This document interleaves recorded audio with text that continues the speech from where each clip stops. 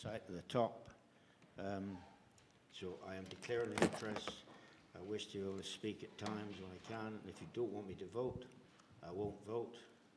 But I want it registered. I don't know if I've got one. It just depends on a lot of When you say the things. site at the top, you mean the... Industrial site. Yeah, well... It borders the family property, and I don't know what's going to happen with hedges. I don't know what's happened with drains. I don't know what's going to happen with anything. So I will declare an interest to start with, and then you can decide whether I can vote or not vote, but I wish to speak. Thank you. Right. Minutes of the meeting held on the 13th of September. Everyone happy with those? Yes. Yeah, everyone? Yes. Lovely. You're right, David? Just getting the chair. Right. Someone's just mentioned the quality of sound. We've had looking back at the last meeting, it was very difficult to hear some of the people out on the wings. I don't know if the microphones were turned off. I'll just make sure they're turned on this time and move them up to whoever's speaking. Thank you. Right. One of the subjects that's been on a few times lately is the proposed industrial units in the Black Horse Field. These have been going on for some time, and I've invited Pat Bloss along tonight because he was the clerk at the time, going way back to 2008 and 2018, and he knows the events that led up to the agreement to proceed with the field. So, Pat, could you give your... Thank you. Pat won't be taking any questions at the end, but looking around, there's several of the parish councillors who were here at that time who might be able to answer questions. Where would you like to stand? Wherever you like, and take a microphone. All ready? Can you hear? Can you all hear me? Nod. Now, this might take a little while, so bear with me. You can't hear me? It's on. It's more. Can you hear me now? Thank you. Okay. Bear with me, okay? When you said there's a history, that it's quite true. The history goes back quite some way. Now, I was clerk here from about 2011, 12, something like that, up until last year, so I've seen the last 10 years. But the history goes back further than that. Not quite as far back as I go. I've been in local government finance for about 50 years now, so time for me to retire. What I've done is I've trawled through minutes, parish plans, settlement plans, district plans, found everything I can about how we got to this decision. I'm going to read quite a lot of stuff out to you, and this is all in the public sector, okay? Mm-hmm. Nothing here that nobody in this room couldn't have got at, because it's all in public documents. As you said, Richard, I'm not planning to take questions. The reason for that is that I'm not the decision maker, never was. Parish clerks don't do that. The decision maker is the parish council. If you've got any decisions to make or questions that you want to ask, you should be directing them at those parish councillors you still got here who were around at the time, and there's a few more in the room as well, people who are here who help with making that decision. I hope, Chairman, that you'll allow them to speak if necessary, if there's any questions that come up. We've got to go back to 2008 and before. I've got a document here that lists all of this. It's a timeline, and I'm going to give this to you, Richard, when I've finished, and I'll make copies available for any of the parish councillors, anybody else who wants one, okay? But it's quite comprehensive. But it does cover all of the questions, I think, that you've been asking yourselves the last few months. So before 2008, Buckland Brewer Parish Council publishes its first comprehensive parish plan. In order to identify the needs of the parishioners of Buckland Brewer, the parish council set up a parish plan committee in early 2005, made up of a number of councillors and volunteers from the village. In the autumn of that year, the committee began putting together a questionnaire to establish the views of the parishioners. In April 2007, the questionnaire was delivered to 319 households in the parish, and 183 were received back. This represented a 53% return. I'm not going to give you loads of statistics throughout, but I want you to be clear that there's a fair bit of consultation that's gone on over the year. There's 700 plus people on the electoral roll, and the statistical analysis was carried out by Devon County Council. So for this particular plan, it was done independently. Its vision included opportunities in education, work and leisure, and highlighted that the council owns 19.5 acres of land, much of which was let to local farmers, with one field, which is the one in question, at Black Horse, let to Buckland Brewer Football Club. The section on economic and employment opportunities states, Torridge is known as a low-income area and there is little employment evident in the village other than existing farms, the pub and the shops. A major engineering business in the village moved to Bideford in the late 90s, and the original site has planning permission for a housing development. In the parish, there are a number of major farms covering arable sheep, rearing, beef, cattle, dairy, poultry and game shooting. Farming suffers under prevailing conditions as it is no longer the main employer of the parish. Most are employed in Bideford and Barnstable, and it's worth noting that 42% of the respondents are over 60. Now, I know a lot of that information kind of relates to why they went down the housing route that they did, but it's also relating to the employment issue as well. The responses showed a real need to develop employment opportunities with strong support for a coherent action plan to encourage enterprise for the developing of small works units and for IT training. In response to the question in the questionnaire, which of the following do you consider would help the economic and employment opportunities in the parish? 55% chose small works units. That's more than half of more than all of the other options that were offered, including faster broadband, which was second at 42%. The report's conclusions included items to produce a coherent action plan to encourage enterprise and to increase the number of small works units and to encourage small industrial sites. And that's really where it stems from. That's the 2008-2018 plan, Buckland Brewer Parish Plan. I don't want to get all these plans confused because we're going to talk in a minute about the district plan and the settlement plan. So I'll try and make that clear when we get to it. Let's move on a few years, up to March of 2013. We invited Ian Rowland from Turridge Planning to attend a parish council meeting to give background to the district plan consultation.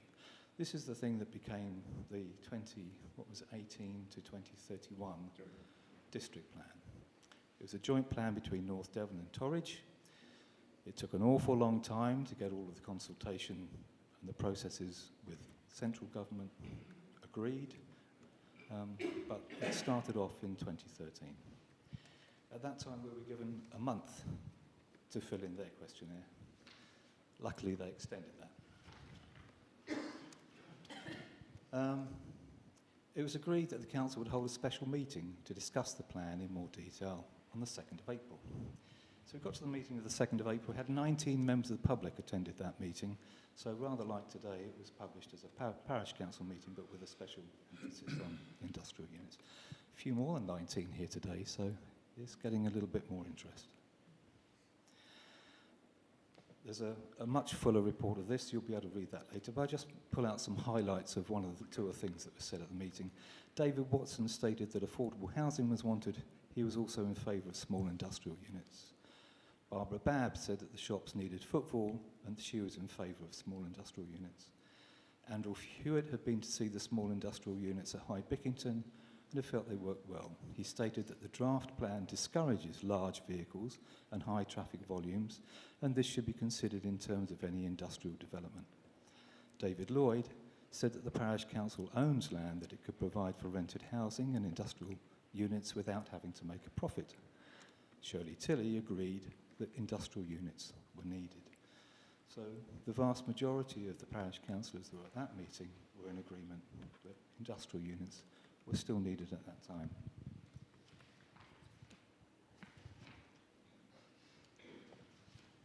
Andrew Hewitt described the light industrial units that have been built at High Bickington. These are about the size of double garages. Trevor Mills reminded the council that our final submission will still only be the parish council's recommendation and that any final planning decisions would still be made by Torridge District Council. And of course, that is still true today. Andrew Hewitt said that in addition to the industrial units and housing growth, the plan should seek road improvements to the bottom road. That's from Hooper's Water to Moorhead Cross. And again, I think that also still applies today. In June 2013, the Parish Council published its settlement plan. That was its response to the consultation for the district plan. The settlement plan is available on the website, online, for anybody who wants to read it. I'll just read out a few bits from the preamble. There's a strong feeling within the Parish Council that by encouraging some development, the age profile of the village could be lowered and couples with young families would be drawn in to use the existing facilities and perhaps to prompt new ones. There are a number of sites suitable for development within the village, and this is important. The village could suffer if development was allowed to spread haphazardly into the surrounding countryside. The rural settlement plan will enable villagers to influence future developments to their advantage by keeping tighter control on the types of development, encouraging the provision of low-cost homes, and providing some housings that would allow working from home, thus reducing traffic. The settlement plan also identifies a plot for some light industrial units to promote business startups inside the village. And ensure that proposed settlement boundary recognises within its village green open spaces. Okay? Importantly, residents will be better able to influence how the village develops over the next 20 years and in the way that they want it rather than by what is imposed by the district council. The previous structure plan, that's the district plan's previous plan, the previous structure plan did not include local input and the village suffered as a result. In the employment section of that settlement plan, we included the Parish Council wants to establish a small number of light industrial start-up workshops. It's proposed that these should be built on the eastern end of Black Horse Fields, which is owned by Buckland Brewer Parish Council. A plot of 37 by 64 metres has been identified as being suitable for this development and could accommodate about 6 small units. This development is cited to cause the least inconvenience to villagers from traffic, noise and pollution. On the 12th of June, the chairman reported that the rural settlement plan had been delivered to Torridge Council on time and that they'd been impressed with Buckland Brewer's contribution. A copy of the submission had been posted on the website and it was hoped that a copy of the plan would be added. A copy was also available in the community shop. So there was plenty of consultation that happened at that time with the community, and it was published and everybody in the community was able to see what those results were. September 2013, the parish agreed to terminate the lease of the Black Horse Fields to the football club. Quite interesting to note that after the settlement plan was issued, the football club left. The football club had been there for 40 years. I think they moved in sometime in the 1970s. So there was already a precedent being set that that particular field was not necessarily always used for agricultural purposes. Okay?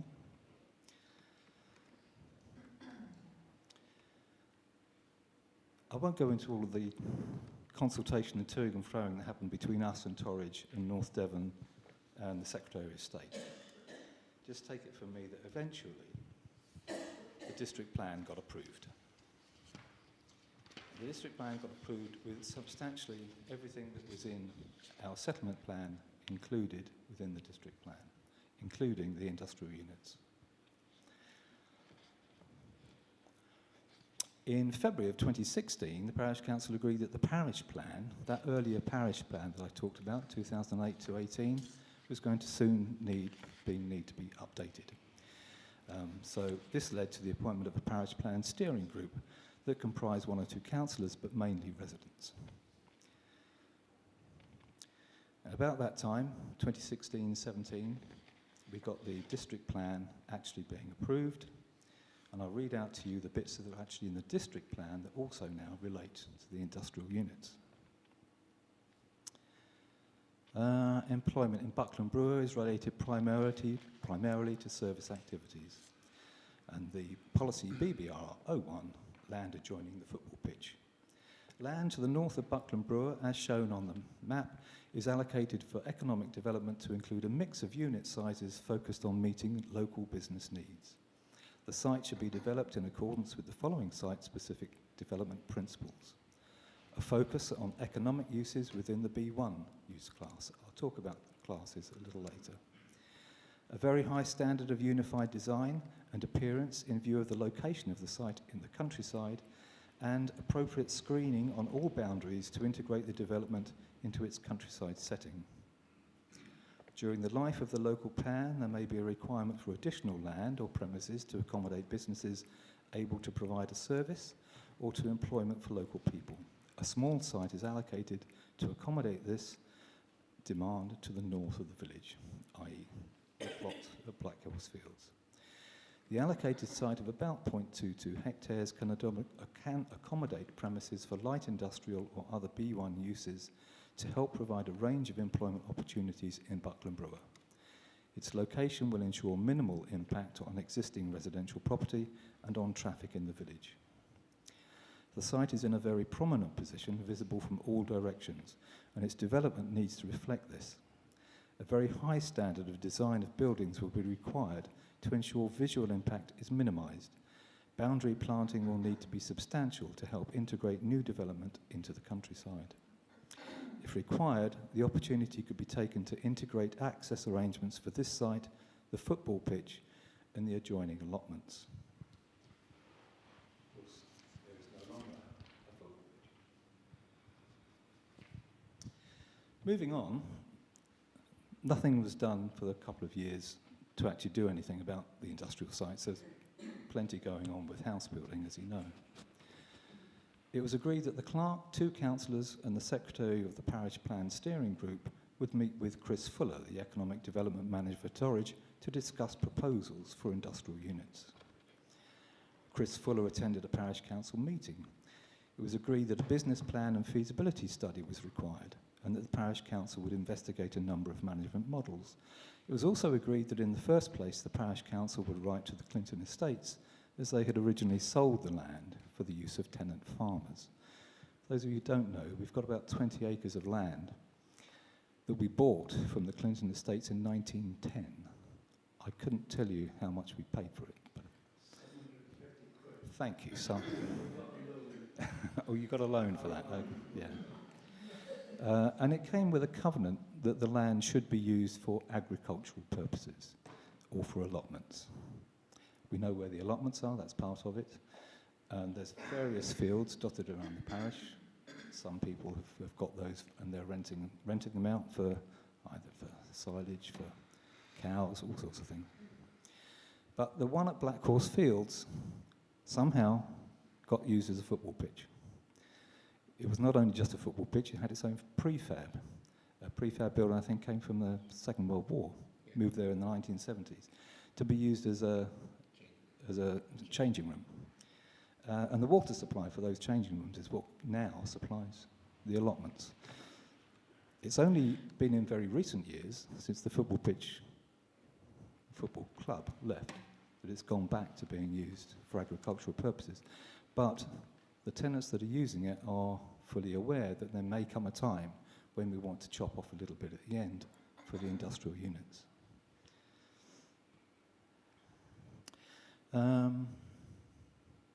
Right, November 2019, on behalf of the Parish Plan Steering Group, Joe Miles presented the Parish Plan report to the Parish Council. It included an item, potential employment opportunities. 88% would welcome small commercial development to provide additional employment opportunities within the parish, although 51% would have some reservations. The actual results were no 13, yes 37, yes with reservations 51%. And those reservations have to be around all of those issues that are in the district plan. Okay.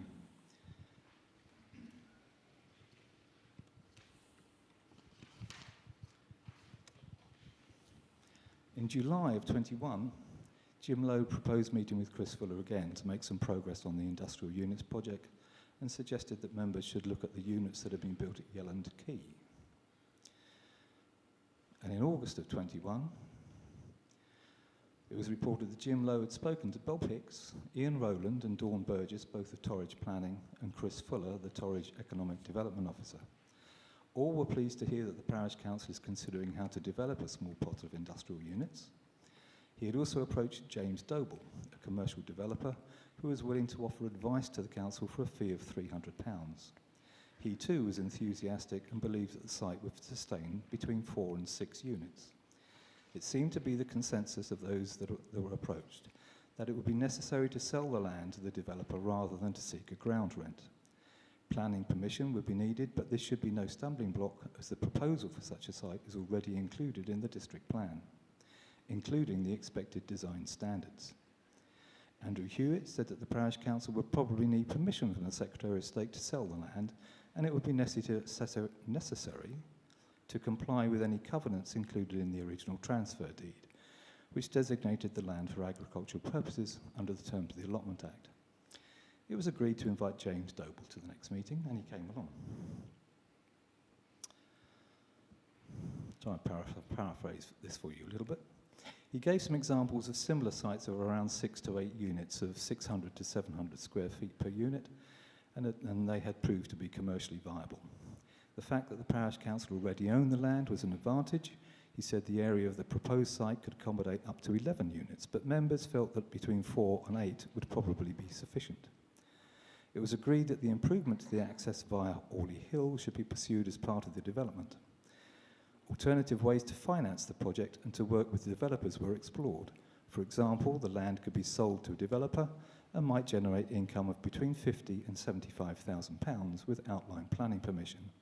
Or the council could undertake to manage the development itself and sell off about half of the completed units to recoup the build cost, retaining management of the remaining units to generate an income flow. The development of 8 units at Yelland had a capital value of £550,000 against a build cost of £390,000. The spec of the units in this development was highly recommended by James Doble as the type currently sought by potential users. It was noted by Andrew Hewitt that recent planning changes meant that the site would no longer be a B1 development, but a new designation E, giving a wider range of options for the use of the units. James Noble suggested that the council should consider whether it wants to install phase 3 electric power. And then following some discussion, it was agreed that the council should continue to pursue the scheme, that the clerk should seek tenders from at least 3 architects. And that went ahead. Now, in setting the budget for 22-23, on 12th of January 22, it was agreed that a sum of £15,000 would be transferred from the Thornhill Head Moor accounts into the general account to be earmarked as a development reserve to meet the cost of architects' fees, feasibility studies and agent costs for both the industrial units and any future social housing project. This was another project that was included in the settlement plan. It's the possibility of building some social houses on one of the other fields. Now, in a Part 2 Parish Council meeting, obviously I'm not going into the details of what happened in the Part 2. It's in a Part 2 because there was some sensitive commercial information, but what came out of it ultimately was that we would appoint Stephen Sherry to carry out initial surveys on the site before making any decision to progress to the planning stage. My resignation was also announced at this meeting. The 2 items weren't related. Stephen Sherry reported in July that he'd appointed a company to carry out the first feasibility study, which was a traffic speeds survey. And in the following month, the results were published showing that the average speed was less than 40 miles per hour. That's considerably less than the potential speed of 60 miles per hour for that road, which was good news. And he suggested they should be they should be 90 meters. The visibility displays should be 90 meters in both directions from the proposed entrance. The electronic site survey is due to be undertaken soon. Stephen Sherry will start a basic layout once that is completed. The clerk had forwarded the results to Councillor James Morrish. Andrew Hewitt will lobby the members of the Highways and Traffic Order Committee. On 14th of June 2023, under an item on the industrial units. Councillor Lowe and Councillor, this is a different Councillor Lowe because this will be you, won't it, Jane? Councillor Lowe and Councillor Hayward queried why a Part 2 meeting was needed. Not quite sure what that was about. The clerk confirmed that it didn't need to be if no commercially sensitive information was discussed. A presentation regarding the status of the testing and feasibility study will be given to the Parish Council by Stephen Sherry in July, and the Chair queried whether this would be public. The clerk confirmed that this would take place in an open meeting. Councillors Mills, Hayward and Lowe stated that a questionnaire had been given to parishioners and the parish agreement with developing the site. I think that's meant to say the parish agreed with developing the site. Councillors Staveley Brown and Ainsworth asked for more information about the date, and I hope that that's what I've been doing for you here tonight. And particulars of the consultation process, but the exact details are not known.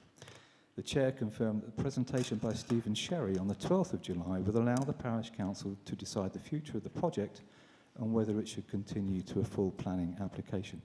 Now, I can't see that any meeting actually happened on the 12th of July. Somebody else will have to put me right on that. I also haven't been able to see whether there's been any further progress on that since then.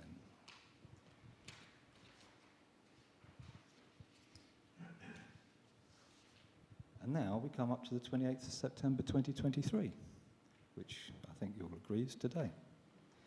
Today's agenda is asking for a decision whether to continue with the remaining environmental studies for the Black Horse Fields project, pending a broader review. Why, is my question. It's taken 15 years to get to this point, and it's come through 4 very significant consultation exercises. The 2008-18 parish plan, the settlement plan, the district plan, and the 2018 revised parish plan. At every stage, it's passed every test of desirability, affordability, and achievability. But the Parish Council has only been presented with one feasibility study that I know of. And there are clearly further studies to be carried out. Surely the Parish Council needs to base its decisions on those results and not be pressurised by anonymous users of social media. Now, I expect you've all been reading what's been going on in social media the last few days. I've been dismayed by some of it, confused by lots of it. I'm not here to argue either for or against the industrial units. That's a decision for the Parish Council. I do hope, however, that the Council will take the time to weigh up the benefits in employment opportunities and income to the parish, as well as the cost in time, money, and its impact on the village. The loss of rent on the field is negligible, perhaps less than £100 a year. The potential income from the site, with planning permission, could generate up to, or perhaps more than, £75,000 that could be diverted to the village hall, the Playing Field Association, or any other parish organisation in need of a boost of its funds. If the Council does choose to proceed to the planning stage, I do suggest that it makes one more attempt to engage with Clinton Estates. Perhaps if you can provide a firmer set of proposals, they might take the time to respond. If necessary, it might be wise to pursue them through their solicitors. Okay? Thank you for your time. Thank you. I'm sorry it took so long. No. Well, that is actually where we are now. We have agreed, I think, we haven't had a vote at all, but I think we've agreed that we would put it back to the people for another vote to see whether the community want to go ahead with them. That's where we are at the moment. We haven't got an agenda to do that yet. At this stage, it's all about whether we proceed with the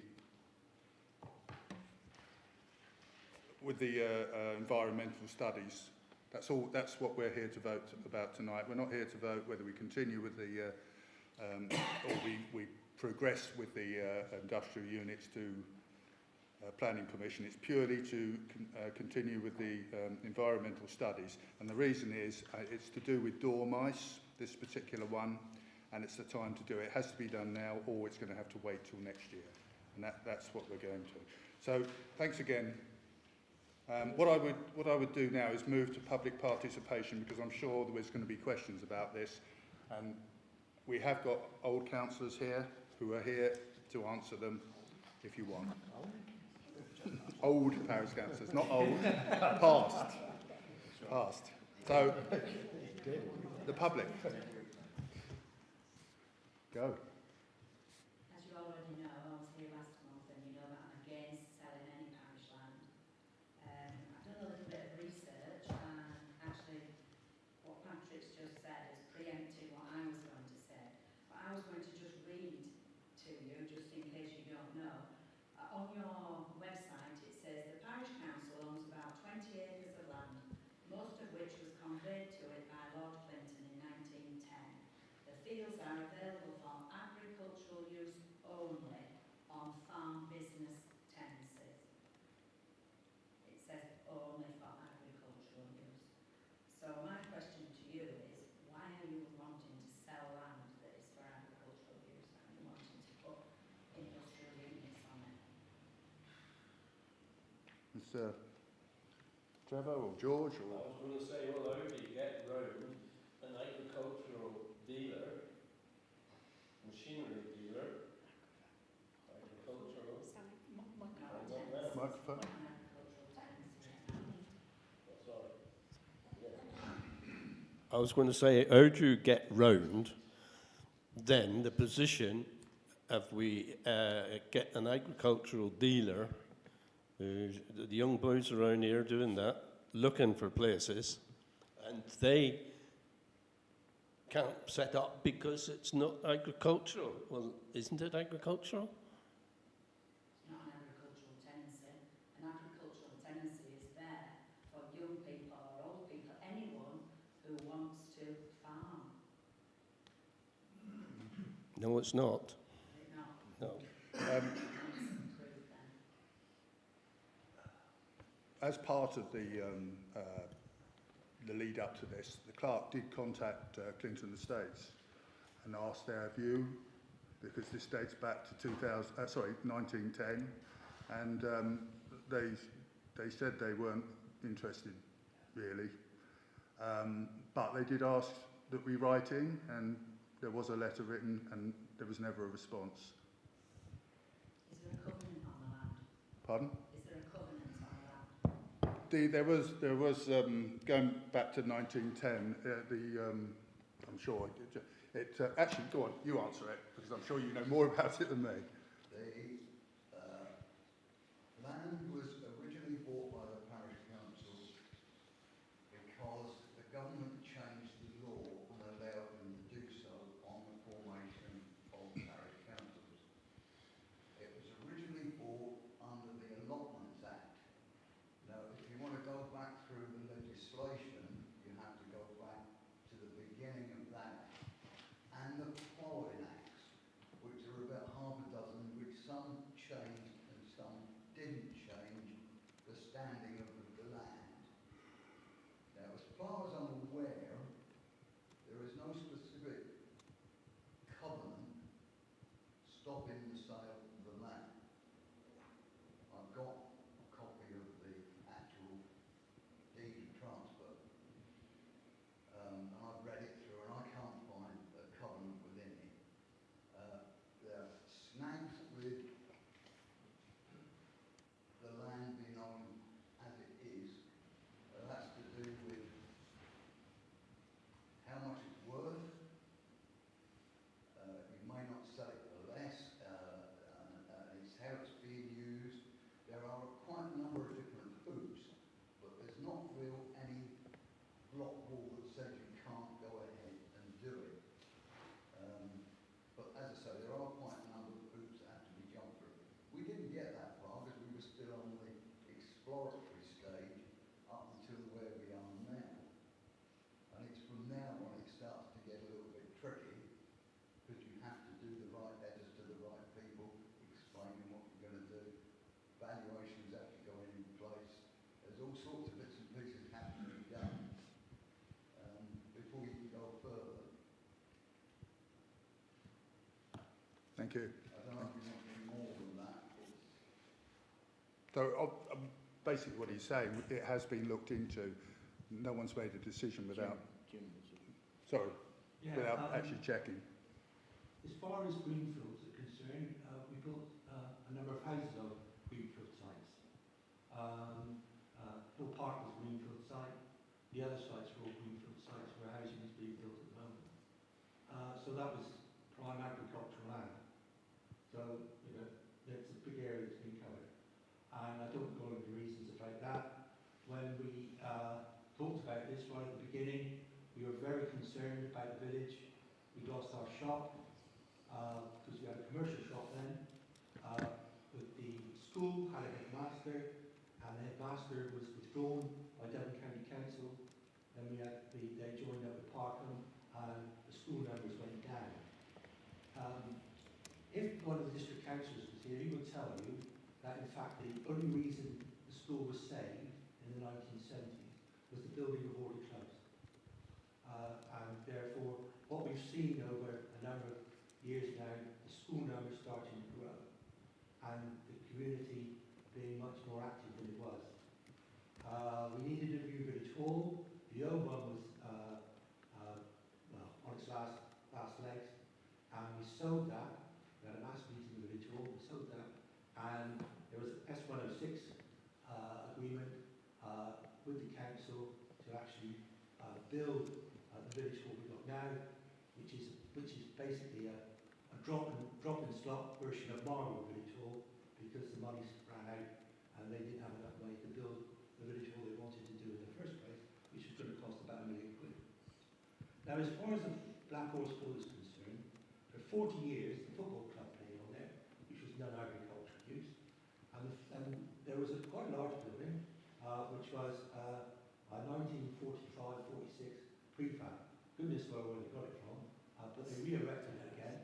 And I know when we cleaned it out, we sent football shirts to Africa, football boots and all sorts of things. But it was a building, nonetheless, on the site that served as the football club clubhouse. We also were encouraged by Torres District Council to develop some industrial units. Those aware that the factory site down the road has got planning permission for about 28 houses, and that's a brownfield site. Now, a brownfield site means that you have got no control what's built on it, none whatsoever. Totally different concept in terms of building regs. So I don't know when that will be developed. We've lived, Jane and I have lived in the parish now 17 years, and in fact that planning permission was given over 17 years ago, when the factory actually moved into the industrial estate at Clevelly Road, that massive great factory called West End Engineering. So we looked around, and a lot of villages, Bridgewall, small villages, all had small industrial units. And we know from inquiries made in the village that people, local people, are looking desperately to move their industry out of their kitchens, out of their wooden sheds, onto more professional standard. And these units are nothing like the ones we've got up at on the moor, where there's an industrial site up there where it looks like aircraft hangars. These are small units with a single, well, it's Pat described, garage type affairs, and we would get an income. Now, there are a number of projects ongoing in this village which are struggling to find money to actually improve. The village hall is desperate, when I say desperate, to have a utility room of some description, because we could only build as far as creating a sports hall. That's what we've got, a sports hall. Wonderful sports hall, nonetheless a sports hall. And if anybody's got small organisations and trying to meet in there, then it's a nightmare, because it can take hundreds of people in terms of a meeting or whatever. So that's a problem. And we know that they desperately are struggling to find the cash. We know, and Richard knows, and we're looking very, the Plainfield Association are very concerned about the current state of the children's play area. That needs refurbishing. That needs capital expenditure. And at the moment, capital expenditure doesn't grow on trees. You know, we have to do ourselves within our own community. And you know, mums and dads will be screaming at us when we close that play area because it's too dangerous. We've had it refurbished once, and it needs refurbishing again, and quickly. So you know, it's robbing Peter to pay Paul.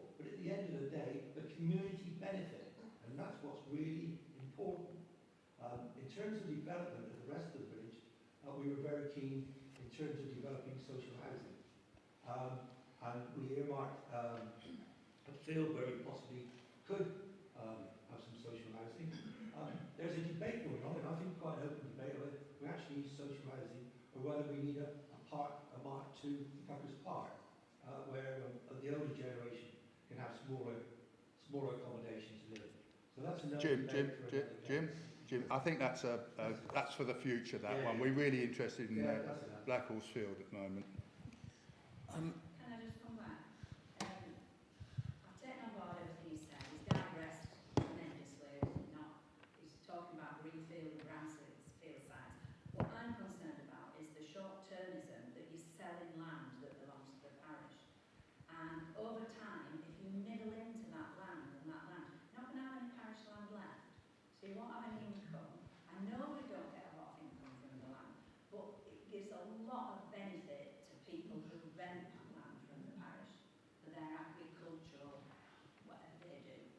And I'm really concerned about the fact that you're planning to sell something. You don't seem to me like enough research has been gone into the fact that whether you can sell the land, and you're spending a lot of money on doing this, that and the other and looking for dormice and things before you even know if that land can actually be sold. I finished up, I'm not going to say anything else. We have got about total of about 125 acres, not just 23 acres. We've got 110 acres out on Thornley But if Moor. you sell it, you won't have any. We're not, I'm not suggesting we're selling anything on that, but there's a lot of environmental stuff that can be done out there. But this is a key development, been classified as a key development village, and there's West End engineers started with. I remember them starting up with one person, one little workshop in the middle of the village, and they've now ended up employing about, at the peak, 30 to 50 people and 3 big factory units in Bideford. Now, the government, whether you like them or not, or there is a demand for small single workshops or small units that can be developed on to create the economy of the area. And some people don't want to keep driving into Bideford. You're not using fuel and petrol and all the rest of it. So, and there's nothing in this village at all. Now, if you want something around the village, you've got the parish council ground, which is one up there and one down the bottom, and the bigger one that is down Northwood Lane there. So, if we want a small development area, little small units, then we've got a choice of where you go. But that's what at the moment we've decided that, and we're going to put it out to open to the public what they want. But I see nothing wrong with the small units for young people or whoever like to start a workshop themselves. On the choice of the site, I've only been in the village for getting on for 10 years, so I've only this week learned that the name that the field at the top is called Black Horse.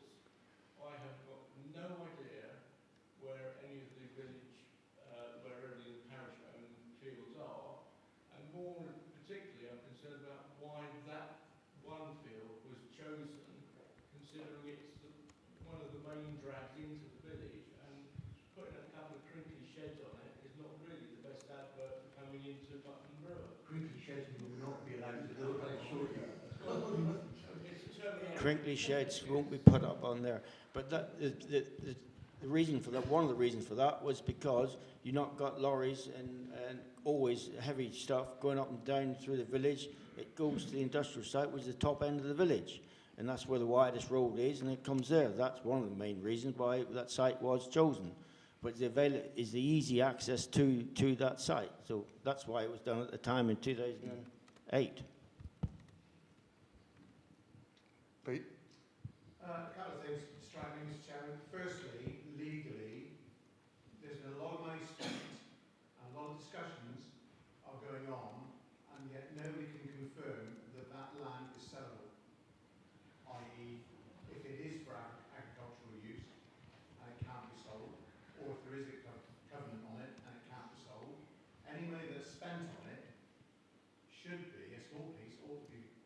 asking a solicitor or a barrister or somebody legal to confirm, one, that it can be sold. That's where I go first point. Second point for me is, this started in 2008. So the people that wanted units in 2008 probably don't want them anymore. They're probably as grey as I am. And time has moved on. Just like the populace of this parish has moved on. So for me, I don't see any point at all in spending money on researching various projects until the people you represent, us, have decided that rather than in 2008 it was required, 2023 it's still required. Otherwise it's a waste of money. We did a survey in 2018, 2015, as Mr. Bloss said. So the survey's been done since 2008, and we are talking about doing another survey now. If that's a consensus of what it is, we're going to do another survey.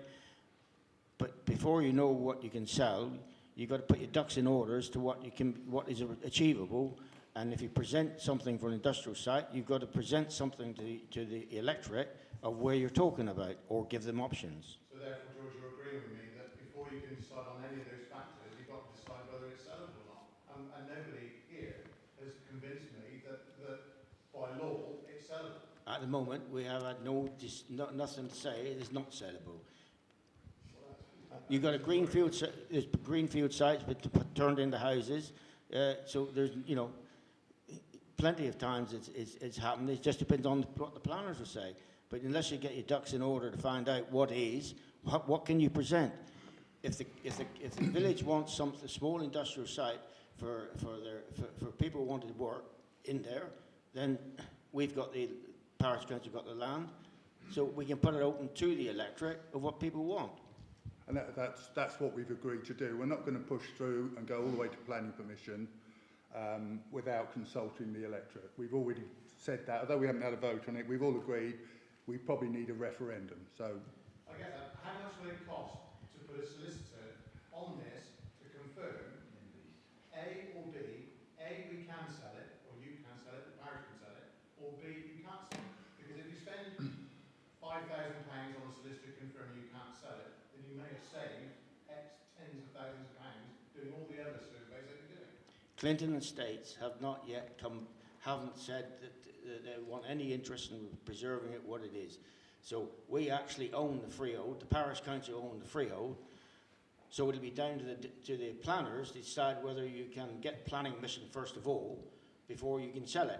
Now, I don't know anything is put in statute that if you own the freehold that prevents you from selling it. You've got a football field and a shed on the site. But I think we are going to have to get permission from the Secretary of State, who it is today, or it might be different tomorrow. But they, but I mean, when it was sold, when it was bought, it was 1910. Things have changed since then. The major industry at the time was farming. Now, it's still a huge kind of part of Buckland, but the majority of people who live in Buckland don't work on the farm. And so, and that's got to be part of the case that would be made to the Secretary of State, is that that small piece of land, which is in the best place, I think, for the reasons that it's been given, it's on the outskirts of Buckland. You haven't got any kind of traffic coming through the village. It's there before it comes in. And I think that can be of kind of industry, of employment. There always has been little sheds around the village, which are all gone now, which people used to use for repairing cars and doing various things. But it was very haphazard around the village. But I think this is the best place. And we will have to get permission from the Secretary of State. And that will have to be, will have to be kind of looked into and see where that goes. But I think this is the best thing to do, I think.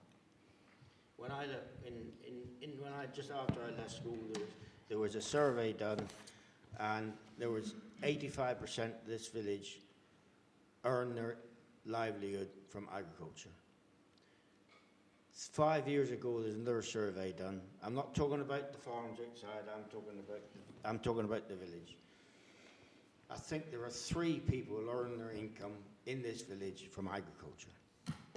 That's what's happened in the last 40, 50 years. Chap at the back. Why is it actually not to be sold? Can we not work with a local person, factor, that actually do the development and keep it within the parish council, and then it's an asset for the parish council, and then an income for the parish council? That was looked at, and I don't know the reasons why it chose against It's a it. thing called money. If we can get around that, that would be the ideal situation.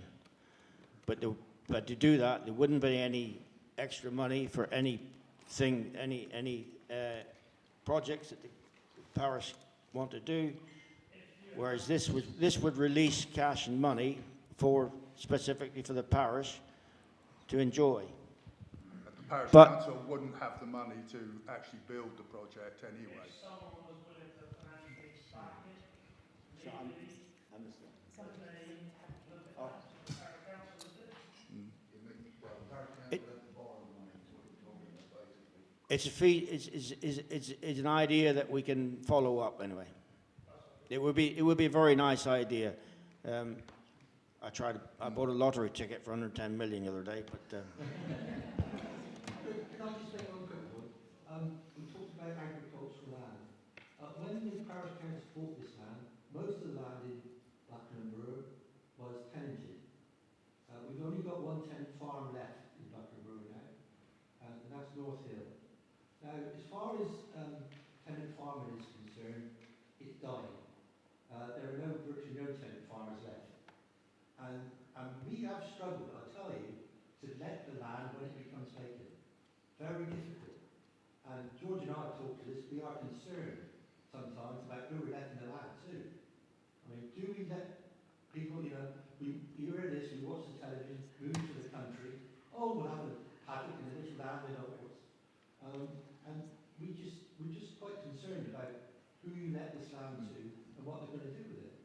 Before, if it was a tenant farmer, you knew the tenant farmer would look after it, crop it, do whatever he wanted with it, and that's becoming, we have struggled in the past, and to actually let the land when it's come up for it, where it's vacant.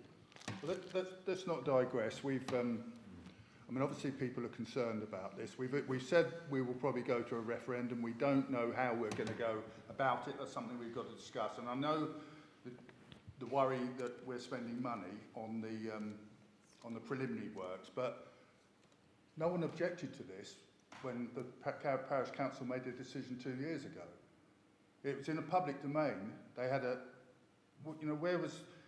there was a meeting. I mean, I've got some information here. Well, I'll start off with the village scene. Village scene dated September 21. During the last month, councillors had discussed a proposal to develop a small block of light industrial units at Black Horse Fields with the district council and Torridge council officers, and had a very favourable response. The next one here. So that's in the village scene. It would have also been on the website. Can I just say something? A very, very small percentage of people in the village get a village scene. Aye, but it also goes on the website. What I'm saying, all the minutes are always, agenda of all the meetings are always published. Yeah, but it's Again, not necessarily published. listen. Access it. September 2021.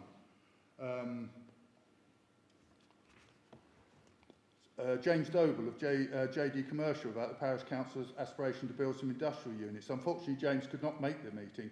Instead, we arranged to hold a special meeting on the 23rd of September, dedicating solely to the subject. So there was a special meeting to discuss moving forward with the feasibility plan. And on the special meeting, there was Pat basically read it all out, but there was public participation. No one came. No one came to say they didn't like the idea, or you know. Well, it's only 2 years ago. You know, people have said that all the estates weren't built. We've got new people. We're talking 2 years ago now, and then moving on from that, another meeting in 2 months after.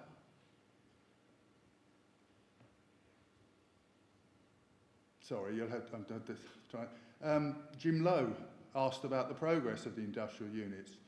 The clerk explained that he'd been advised that the next step would be to draw up detailed plans, and the planning application could cost $2,000 to $3,000. Approval was given to seek quotations. Again, an open meeting. Public participation was there. They do know. It's all public. I mean, what do they do? What more can you do? It's in the village scene. It's on the. No, I'm sorry. A lot of people in this village do not know about the parish council and the workings of it and the meetings. I've talked to people who've lived in this village for years, a lot of years. They don't know anything about those. Well, all I'm saying to you is this has been publicised. There's 6 meetings where discussions were held about starting the feasibility plan. You know, we're not wasting money. We went to the public. Well, I wasn't there then, but we went to the public and we asked, and we decided in public. You know, 3 times. 3 times. Well, more than that. There's 6. Times. I've got 6 minutes of 6 meetings here. Referendums. Also, the precept was never raised to cover the cost of it, so no one expected the public to pay for it. This came out of Parish Council's own business. You know, we've got a tower that rents for.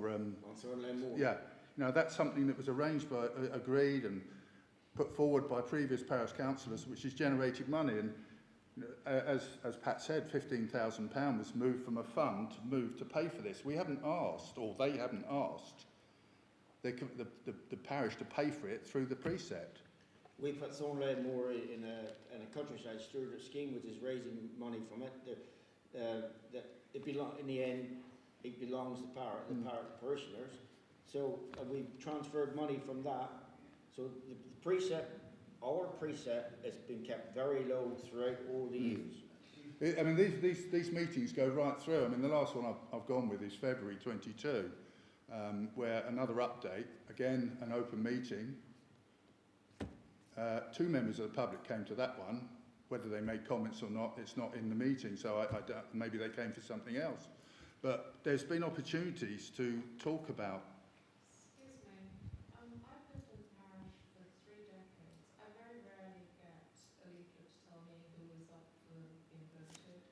I don't really know what you're doing, but right now I've sat here for over an hour, I guess. All I've heard is about the past. You're now bickering about the past. We're here about the future. But we're talking about something that started 2 years ago when people were here. No, 15 years ago. No, 2 years ago. What we're here to discuss tonight is whether we continue with the feasibility plan that was started 2 years ago. We're not here to discuss. 15 years, this topic is still in conversation and nowhere near being resolved. No, well, we're not here to discuss that yet. Whether, as I said, we're going to probably have, well, we will have a referendum. How we do it, we don't know yet because we haven't talked about it. But the public will get their vote. And if the majority of people say they don't want industrial units, they won't happen. But this victory, I mean, it doesn't get you anywhere, does it? It's not bickering, it's stating the facts that we're here. I mean, people had an opportunity to come and talk about it, starting 2 years ago. So that's past, they didn't come, that's past. Well, and that's what we're here to do now. Get them here next month. Who? Go out, knock on the doors, tell people. Well, that's what the referendum will do. And we've already said we will go to the public with the referendum, or another way of doing it. But the public will have a say. Just let's get a firm decision.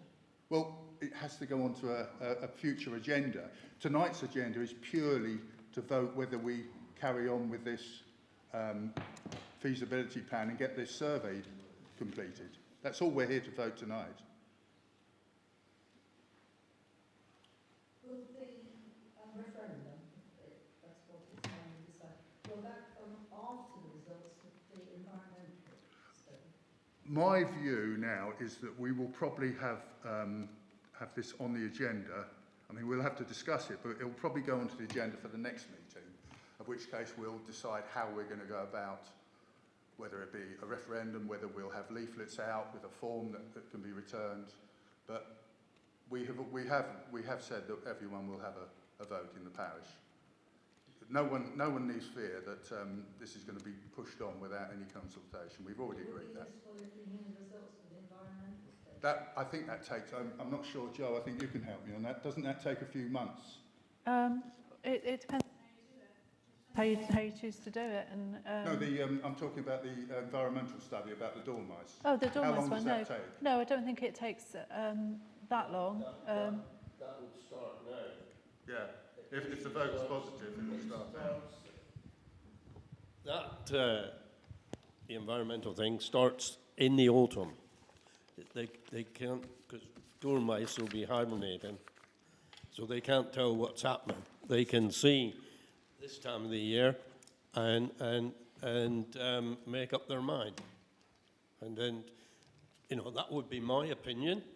I think we've got so far, and we can't stop until we've got this, until people have said no. That's fine. But I've always said this village needs to keep expanding. We can't stop. The school will go. Well, we know about the pub, and it's like we got to just keep chugging along gently. The world's shrinking, and we got to learn to shrink as well. But it's a no-brainer, really. We carry on. Ultimately, Trevor, the public will decide. Can I just bring in, obviously what Lynn has just said, is there is going to be a vote tonight of whether we spend the money before we have a public consultation, possibly. So that's what the vote will be tonight. Mm-hmm. That gives you a better answer, doesn't it? Yeah. Sorry, you've had your hand up a while. I beg your pardon.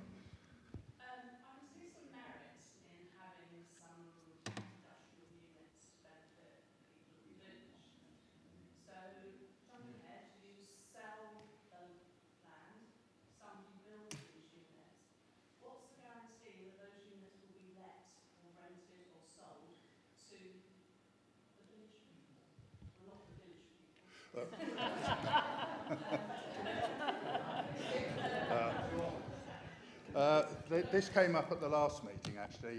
I did ask the question of Steve Sherry, and I said, who's to say that if the field is sold to a developer for industrial units, and he doesn't build them and it gets sold on, could there be housing on there? And he said that you can put a covenant on there that would last 25 years to ensure. I would. I don't think there's a problem with that, is there? If someone wants to bring a business and use one of the units, I don't think it matters where they come from. I think especially if they're offering a work in which people here in the village could access.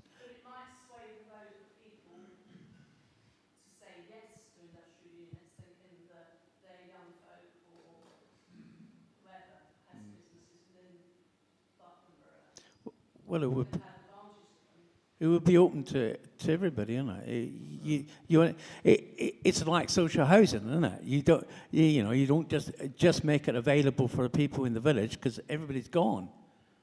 You want to bring families in. You want to bring people in who want to live here, and it shouldn't be just open to people who can afford a £450,000 house, isn't it? Sorry, you've had your hand up a while. I'll come to you, Pat, straight afterwards. Mr. Chairman, thank you for listening to everybody. One thing that I think, particularly a referendum, that would be very valuable to people looking at the referendum if they knew what the actual market was for people wanting a place to come in. As well as having, perhaps John might say, because it doesn't take very long to do, what you could also do is go out and look at, get some business agent to look at what the demand is. And if you can establish the demand, I know Trevor said there was people asking for them, but if you can demonstrate that as part of the information going out on a referendum package, it will give the people looking at the situation, voting, a much clearer picture of what the potential is looking forward rather than backwards. I totally agree with you. I mean, I would envisage that when this goes to referendum, there'll be all the positives, all the negatives will be highlighted by, you know, whoever. Someone will write all the positive, some will write all the negatives. If you don't put the positives that you suggested, then people won't vote to have them anyway. But if you demonstrate that there are 3, 4, 5 businesses that would like this sort of unit in this sort of locality, it would help tremendously put the case forward. Yeah. But that's a time for another meeting. At this stage, we're not actually, as I said, voting to whether we take it all the way through. Sorry, Pat, you were there. I'll come to you in a minute. I was just going to say that possibly something I should have pointed out when I was talking earlier, that in the district plan, Buckland Brewer was identified as a local centre, not just as a village.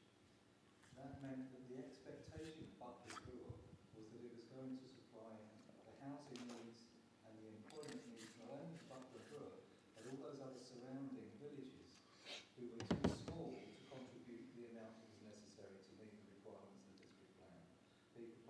Places like Monthly, for Buckland. We're here to help them as well. So, yeah, it would be great if we built industrial units and we had just Buckland Brewer people use them, but we should also be considering those people in Monthly, because we've got surrounding villages that also need it, because that was part of the remit of the district plan. Okay. Go on, Han. Yeah, sorry. Sorry. I just want to pick up on something you said, Rich, is about a covenant, and it was asked of Mr. Sherry. He wasn't an expert. He can't say whether they last 20, 25 years. So I don't want anyone going away thinking that's what a covenant actually. It could be less than that. It could be more than that. He wasn't a legal expert on that as well. And secondly, a referendum costs a lot of money. We can't start throwing that word out there, because I don't think the parish would be too happy if we start spending money on referendums, but maybe a public consultation or something similar. That's what I want to say. You don't know where a referendum may end up. Well, precisely. Well, The lady in front of me talked about planning. The nature of planning in this country is it's like trying to turn a super tanker around. If I give you an example, it took over 10 years to get planning permission to build Park. And that puts it into context in terms of how long some of this is. And it's a lot of frustration, but planning can be a nightmare. And it is like turning a super tanker. So I'll just give you an example of how long that took. And that's why the plan is to 2031.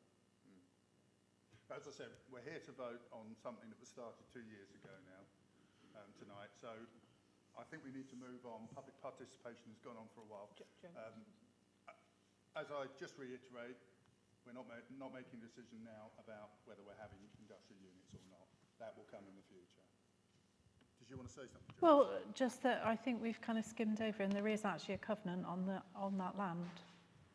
Sorry. There is a covenant on that land, as it stands at the moment. With the allotments. Yeah, that's why the Secretary of State would have to be consulted. There is a covenant as it stands. It doesn't mean that they're going to be used as allotment, because I can go back a few years, and the allotments have only been on the allotment field where the allotments are now. And going back 50 years, they weren't. That field wasn't all used. The fields we're talking about, I can't remember allotments ever been on those lands. It was fields. It was 2 fields there. we've spoken to, asked for Clinton Estates to comment on it, and they didn't want to do anything. But finally, that will have to be driven, and whether they want to take it up or not. Okay, let's move this on then. So we've established that there will be some vote. The village will have or the parish will have its say. The parish council aren't going to vote on providing industrial units without the parish having its say. So have no fear. I did say that at the last meeting. I'm saying it again. So can we move on? Right. Oh, sorry.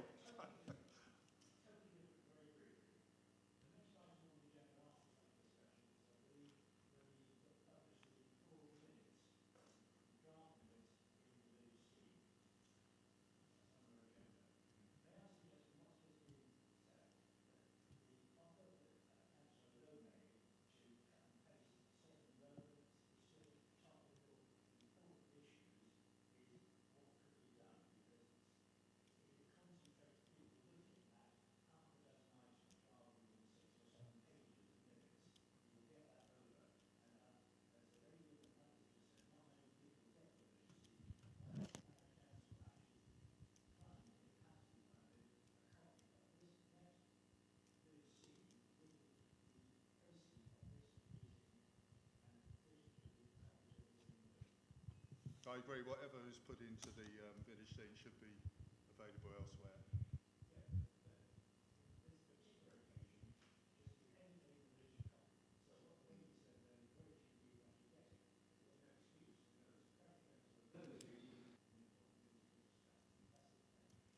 I will say that there's just one family who worked very hard on this village scene. It's not 10 or 15 people, and they put an awful lot of time to it. We have a notice board as well. That, last one then before we move on, please. Oh, right. Okay. Yeah. Thanks. Right.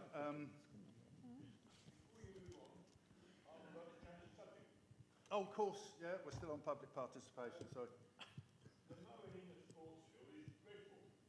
I mean, the chap goes along at about 100 miles an hour, he misses most of the grass. It's still 3.5 or 4 inches long. You mean the playing field? I know. I agree. Totally agree. I absolutely agree. Funny enough, we actually had a conversation with him about it, and his answer at the time was it was too wet to cut it too short. I know. I agree on that as well. It's always raining.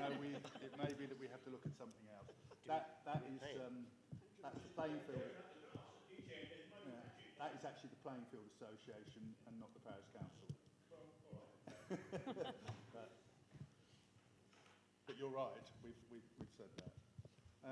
Sorry, Clark's report.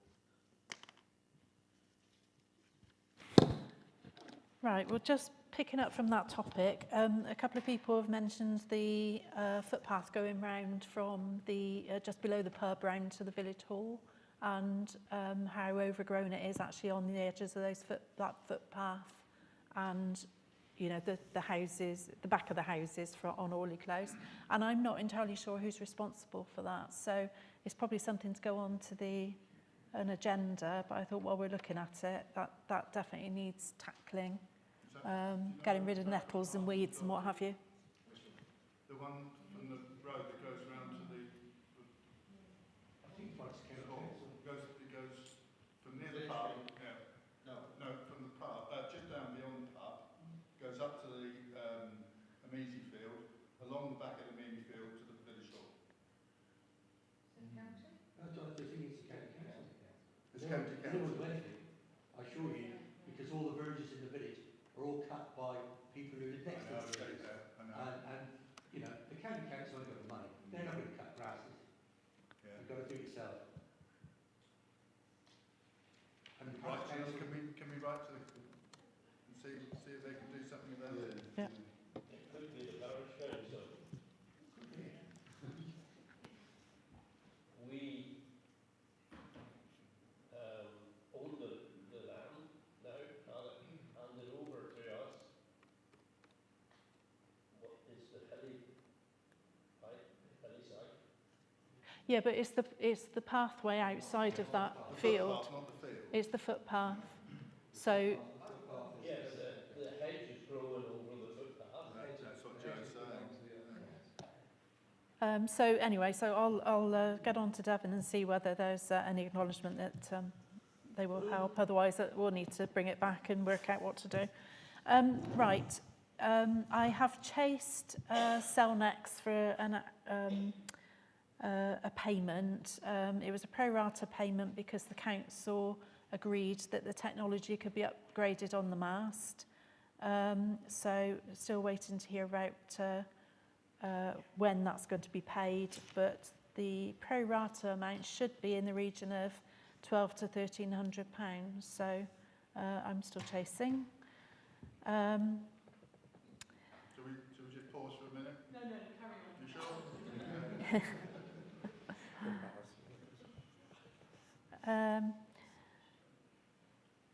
I did meet with Highways last week, and Clive Stone came along as well, so thank you to him.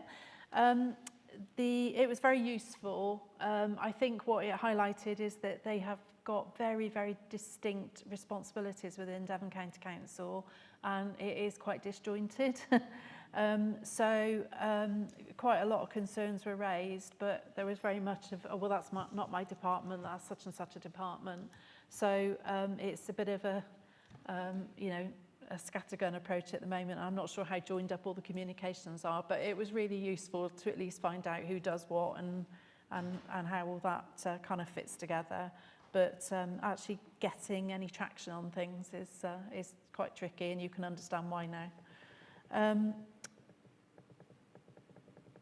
I raised something with our PCSO, the local police, because there was a delivery driver knocking on doors asking for money. So that's been advised, and hopefully there have been some notices put out, so hopefully that won't happen again.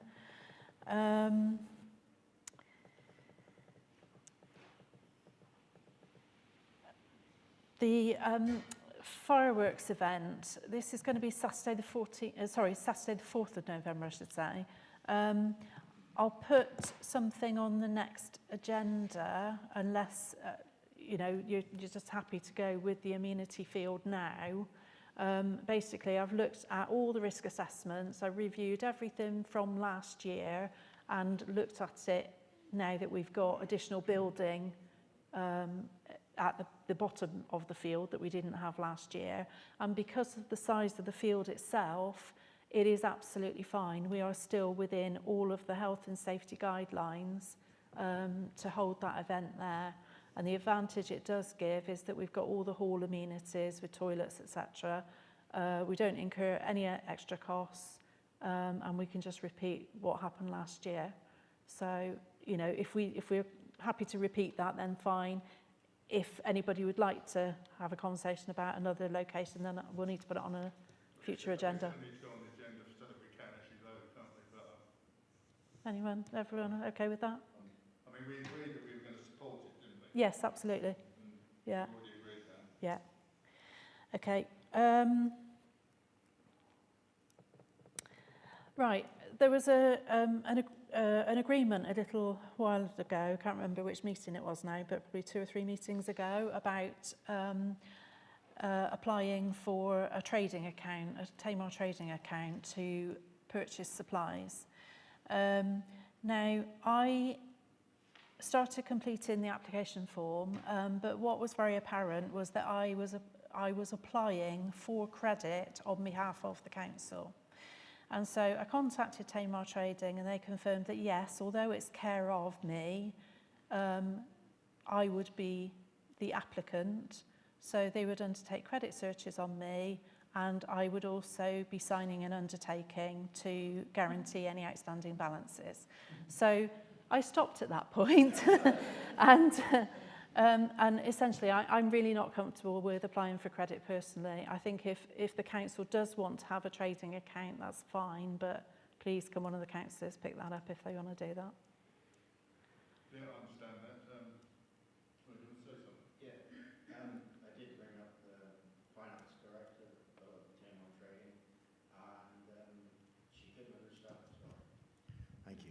she couldn't understand why you were asked that point. Buckland Brewer Parish Council has had an account there for a while, and the reason why it was shut down to start with, because they changed computer systems or some, and everybody had to reapply, or something went wrong with the computer system. So when we want to open it up again, if the parish council vote to open it up again, then that's no problem, and there won't be any credit checks or whatever on you personally or whatever, as I understood it from her. So it's there to be opened up once the parish council vote on yes or no. We've already voted to say we want the credit. Do you know who you spoke to there? Would it be someone in the office who maybe It was in there. assuming you were a new customer and not an existing? No, I explained all the situation, and I questioned with parish, you know, it was a parish council and it wouldn't be me. And what they said is it was at the discretion of the finance director, and that the applicant wouldn't be told if credit checks were undertaken. Okay. I mean, you obviously got a relationship with this person down there. Can we have another chat with her? Yeah. And see what we can do. Okay, thanks, sir. Right, audit. I've had the external auditor's report and certificate now.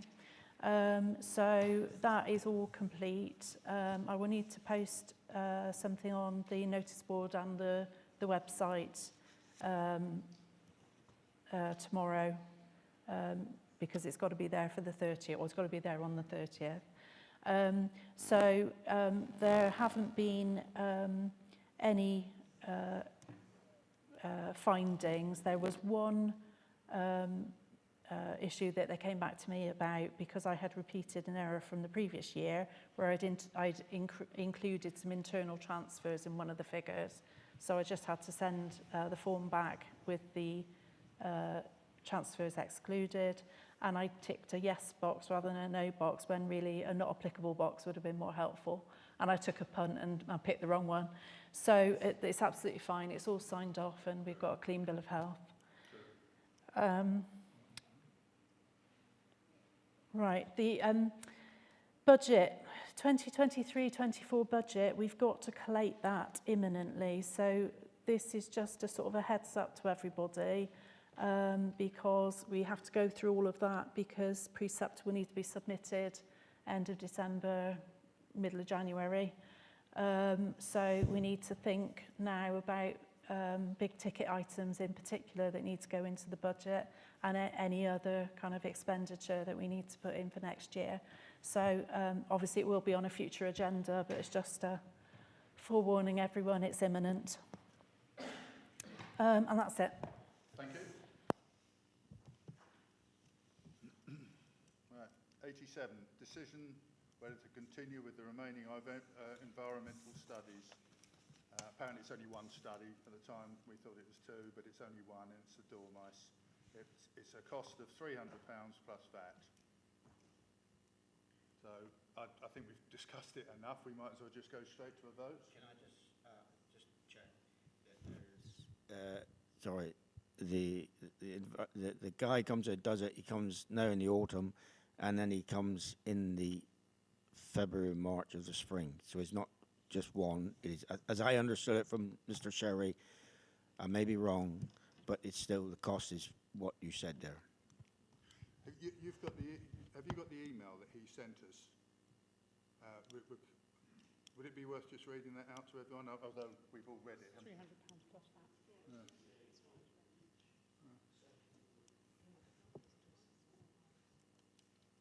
We've all seen it, yeah. I'm sorry. Okay, shall we vote now? Again, as I said, this is just a decision as to whether we continue with this survey, and it's nothing to do with whether we progress with actually building or going to planning permission.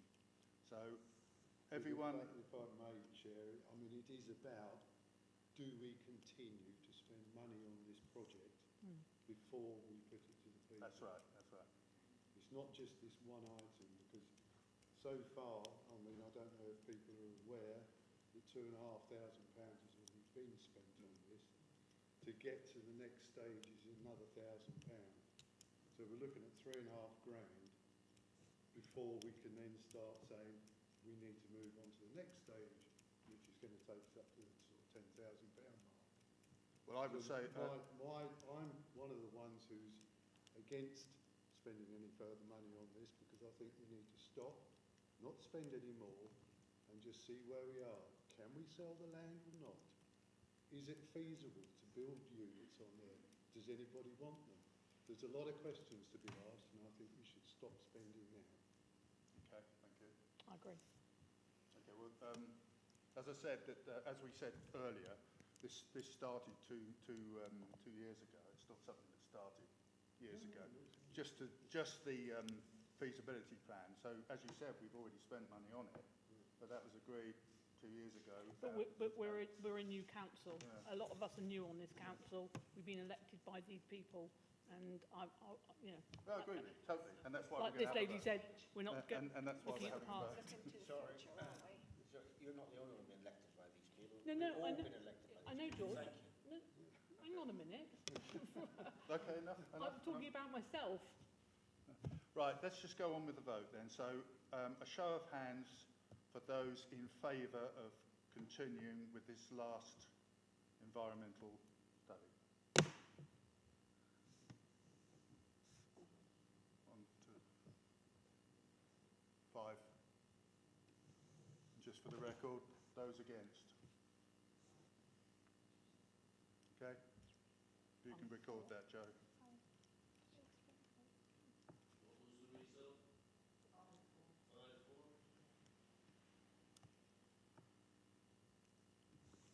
Right. A decision regarding the posting of draft parish council minutes. I think this was sort of talked about earlier. Yeah. I know Joe is unhappy about posting parish council draft minutes because they haven't been agreed and signed off. And I think what we said at the last meeting was that we would have a sort of précis, and I think it'd be interesting to know what people think. There has a précis has been done, and it will appear in the next rag, and it will also go on the parish council website and on the notice board. So it'd be interesting to see what people think of that. It's going to print now as we go. Yeah. So, Are we allowed to say something? no. But I'll let you. I will do anyway. I'll let you. No, but you can't unless you're given permission. But yes, you can. Thank you. Unratified minutes should not be published because they are only the, I can't think of the word. They're only the opinion of the person who's taken the minutes. I've worked as a secretary for some big groups, and I take minutes, and I know that they cannot be published until they're ratified. Minutes can't. You're right. But a précis of a meeting can. Notes. Notes can. I mean, the press can come into any one of our meetings, and they can write and they can print it in their paper the next day. But not minutes. Not minutes. We're not. I know. And Joe, as I was saying, Joe is against doing it, and I don't think we're going to, are we? We're going. And I think we discussed it at the Yeah, training, that yeah, we are not allowed to yeah. release the minutes until they've Yeah. been signed So I off. think what we agreed was that we would print notes and not minutes. And people can still go back and look up the live stream, and which is on there. It's on there now and will be. Till I take them down. You're not taking So them down. we won't be printing the draft minutes, as you said. I mean, Jo is our legal advice. She said it's not right, and we take note from her. But we do need to put something on the in the magazine for people who can't make it here, and for people. I think a bit of what you said, Carol, earlier on was about kind of making sure people are aware of how, that we exist, that we kind of meet, and where we meet, and where you can actually watch it live or watch it afterwards. So it is in the village thing. It is on the website. It is on Notice Board. And if anybody got any bright ideas about where else we could put it, carrier pigeons or anything like that, just town crier. Yeah. It's a new job. New job. Yes. But basically, the decision we've come to without, is that we're not going to do it. Are we agreed on that? We're going to do notes, and we'll decide who's going to write those notes going forward. Sorry, Chair, unless you did final minutes or a month out of date on the following month of the proceeding. You see what I mean? Yeah. Yeah. I mean, yeah. So you're saying we'll print notes of the meeting we've just had, plus the minutes from the previous meeting that have then been signed off. Yeah. If there's room. I mean, if one family didn't do them all, it's a lot of work. You know, loading a lot of people, a few people, a lot of work. Okay. The decision regarding frequency of meetings in relation to planning applications.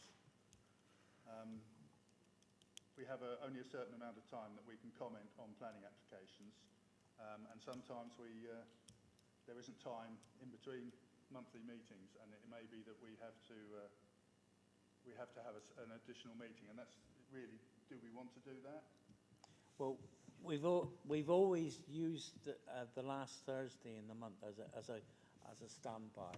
It was the last Thursday in the month when we originally started was just for planning. Just for, yeah, I was going to say, yeah. Things have been sneaking in there, and you know, I don't know, we've given up too many nights a week to come to parish council meeting once a night. So yes, and that's true, Trevor. It was just for things like the planning. Yeah. I mean, we can't comment or agree via email or not in a public meeting. But what we can do is, if we feel that no one is against, or we're all in agreement, we just don't comment at all, and then people can comment as the rest of the public do. I mean, we're asked for our opinion, no? And we either support it or we don't. It's just, I'm just putting it out there, you know, what you can do. So, I know it's not public participation, you don't speak. Go on. If you don't have a public parish council meeting, you're not giving the public the opportunity to come. Yeah. Planning applications are probably the most important thing that you do. So if you're going to do any planning applications at all, you must do it. Yeah, But if you take on this responsibility, you should, in fairness, I think if it needs it, then you should do it. Do you know what I mean? Yeah, that's what we're doing. Yeah. That's what we're Done. doing. Well said. I mean, you're reading the agenda. Yes, I know. Sorry. Yeah. George. Yeah. So it looks to me like we want to continue with meetings, but we'll have a show of hands to have. Sorry, you want to say something? Yeah, we could restrict the extra meeting that's got to be just for that planning and nothing else. This is a bit of an extraordinary meeting. We just restrict it to the planning full stop. Yeah. Okay. Okay. All in favour? Yeah. Yeah. Okay. Joe, could you just make that a little bit bigger, please? Thank you. Decision regarding the purchase of amenity field signs. I believe that is the no dog signs. Yeah. Yeah. No. Is it the no dog signs? Yeah. I think this came from something I brought up a little at the last meeting.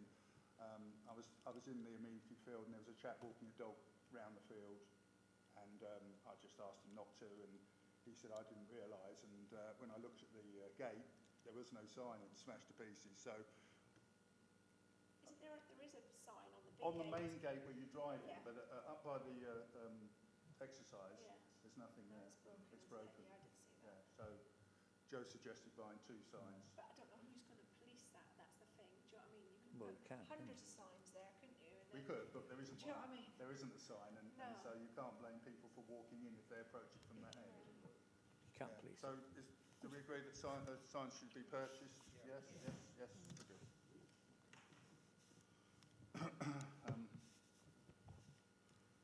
This one on here, generator purchase and responsibility for storage, maintenance and testing.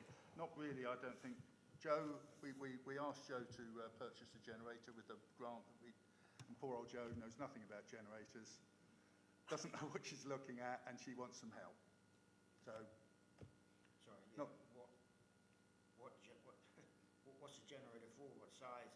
Where it's for? What This is- size? this is the one that was for the emergency plan.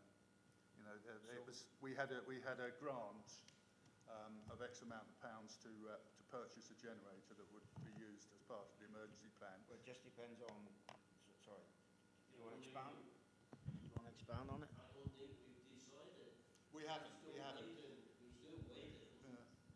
waiting for a report for the.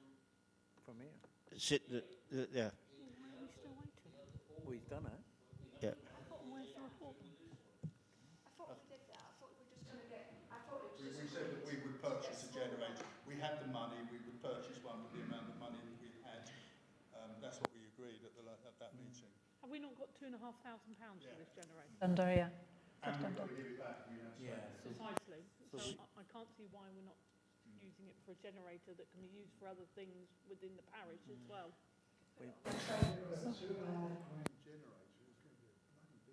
That's just what I was going to say. Yeah. You're going to need lights. You're going to need cables. You're going to need all these little extras. Otherwise, we've got to just give the money back. But there's going to be times when a generator for the fete or something like that, or other things that go on. I think it's good. Well, I mean, basically, Joe needs help and guidance with looking at what we have and yeah. Look at it. But also, the other question is obviously the village hall would have to be wired to enable the generator to be plugged in if that's what we're going to use. So could some of that cost go towards that as well? It can't be used within the village hall. No. We've established that from the report. Yeah. 2,500. That's 2,500. That's it for the generator. It's just yeah? under. It's about, Sorry. It's just under 2,500. Does that include? Can we get the VAT back? Does it include VAT or not? We can claim. We can get the VAT back. Yeah. Okay. Thank you, George. All right, move on to members' reports. Start with you, Dave, at that end. Me and Councillor Lowe went to the DOG, which is the Dam Association of Local Councils, AGM this week, I think. It was well attended. There was over 190 odd people there from parish councils and town councils around the county, really. You've all been sent all the PowerPoints, all the presentations to look at. I kind of urge you to kind of think about going next year.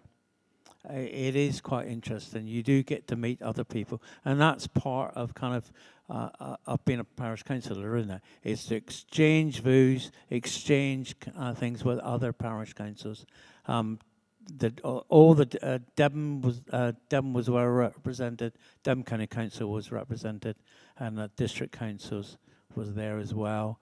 One of the things that for a few years I've been on what was called the county committee of DOG, and we used to meet regularly to discuss current issues that was affecting parish councils and town councils around Devon.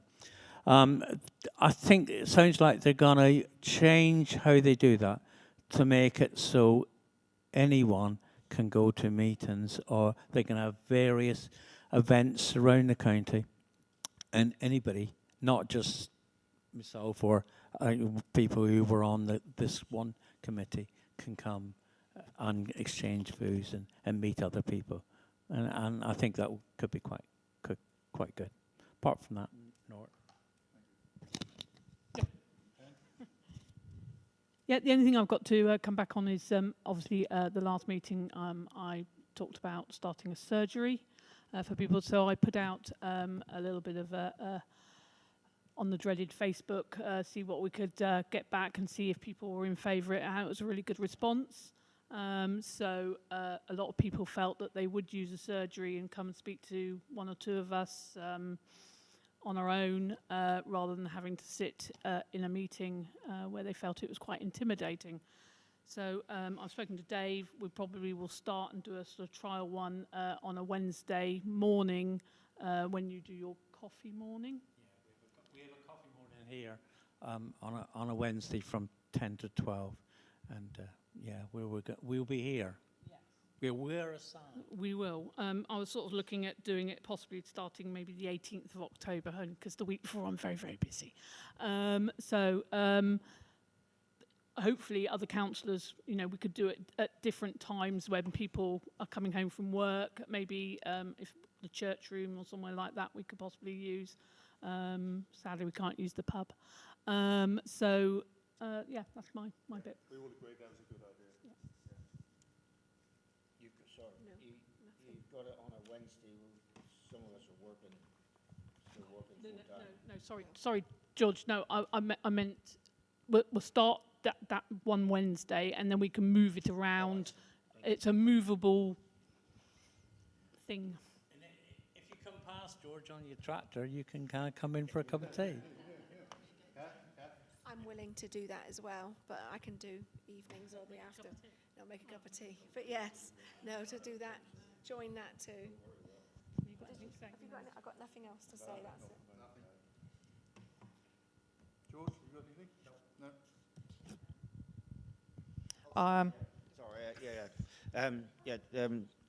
Councillor Lowe and I went on a DOC finance thing the other day on Zoom. After we got into the meeting, that took a nightmare. But anyway, it was very enlightening. I just wanted to say that I am now on the allotment working party or committee, and I thought I'd go and have a look at the allotments, and I just wanted to say that to those people that have got allotments, well done. I was really pleased with how well they looked and how well looked after, and I thought, what a great asset to the village. But one thing I will say is I was quite surprised at our last meeting that we talked about there's 7 people on a waiting list for allotments, and I'm very for people having, very conscious about people's mental health and their physical well-being. And I think if possible, we could maybe discuss this at another meeting and put it on an agenda somewhere, that maybe we need to find out how many more people would like an allotment and how we go about it. And is there still 7 people on a waiting list? And I just think it would be a great asset to the village if we can have more allotments. Yeah.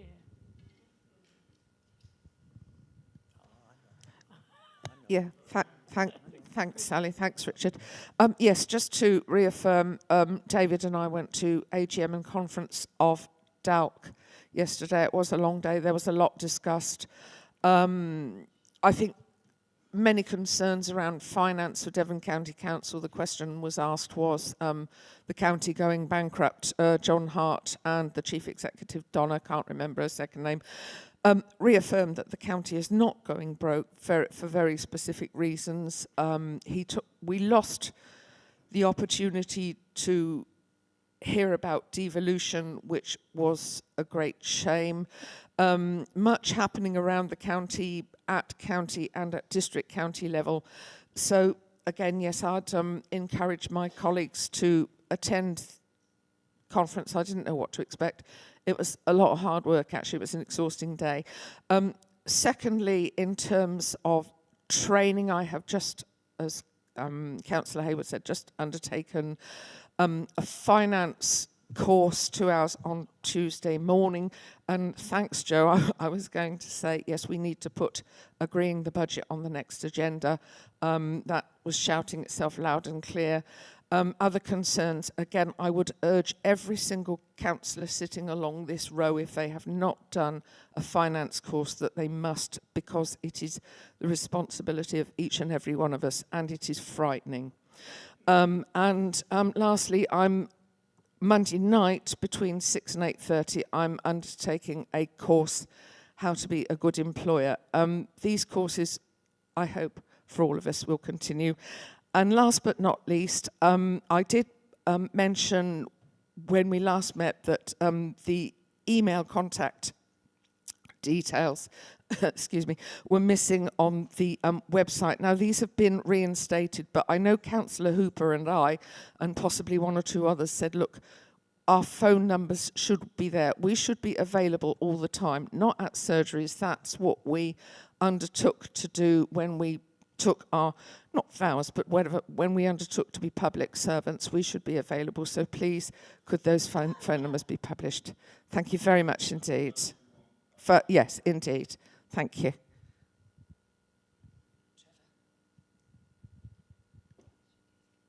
I don't think I got anything to report today.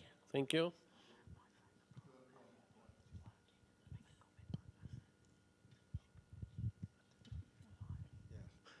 As we've got a captive ordinance here, I have been in the past been designated snow warden. I don't know if anybody. Got a shovel. I can spend the next 5 minutes to tell him what I do, or we can leave it until next agenda. We've got a lot to carry. Right, fine, thank you. We'll do it another time. Keeps the roads open, basically. I've got nothing to report. So, planning applications. Sorry, we've waited there forever. First one, roof over existing livestock, gathering locally in the area. Sorry, farm term, I don't know what that is. I'm going to bite to ignore it. Everyone looked at that? Yeah. Any problems? No. Okay. Sounds like a good idea. Change in time, the house with all the scaffold on, just down the Butler, sorry. There's two. One is to do with listed buildings, and the other one is the full planning application. So they're both. One is to install a hob extractor and vent hole on the west elevation, and doing the installation of a hob extractor vent hole on the west elevation, along with 12 photovoltaic solar panels. I know most houses just put them up, but it is a listed building. And it's in the conservation area. Conservation area, so that's why there's this application. That was what I was going to say. It's listed, and it's they will be visible as you're travelling up and down the road. I had a look at the report on there, and apparently it's not. Yeah. It's saying it's not visible as you go up and down. It will.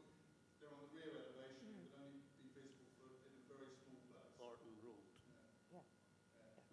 But any objections? No objections from me. No. You got it down. Well, providing the planning. Good luck with that one. The other one, land at Holwell, Buckland, Brewer, Bideford, erection of one agricultural workers management dwelling. This is right out towards Spitz Cross. It must be right on the boundary line. It is on the boundary. Yeah. Everyone looked at that? Yeah. Any objections? No. No. It's in off the road anyway. No, you Yeah, can. it's on the track, isn't it? Over to you, Joe. Receipts and payments.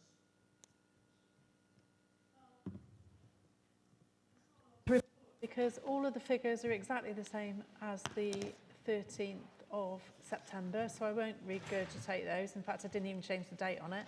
The only thing to mention is there are 2 payments going out, one for gardening, and we've just had the external audit fee, and we've received notice that the precept final payment will be in this week. So that's it.